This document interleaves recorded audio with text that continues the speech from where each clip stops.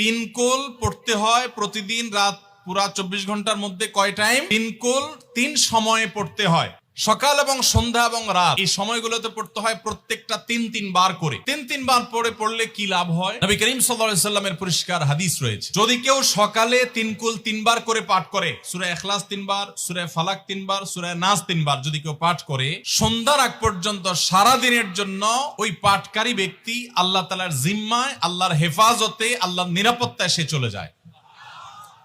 যত প্রকার অনিষ্ট আছে, ক্ষতি আছে, দৃশ্যমান ক্ষতি, অদৃশ্যমান ক্ষতি, সব ধরনের ক্ষয়ক্ষতি থেকে এবং আকস্মিক বিপদ থেকে, মুসিবত থেকে আল্লাহ রাব্বুল আলামিন ওই ব্যক্তিকে হেফাজত করেন, যে ব্যক্তি ইয়াকিনের সাথে, ঈমানের সাথে, দৃঢ়তার সাথে আল্লাহ তাআলার কাছে প্রার্থনা করে এই সূরাটা সকালে 3 বার পাঠ করে। একইভাবে যে ব্যক্তি সন্ধ্যায় পাঠ করে, মাগরিবের আগে বা পরে, আসরের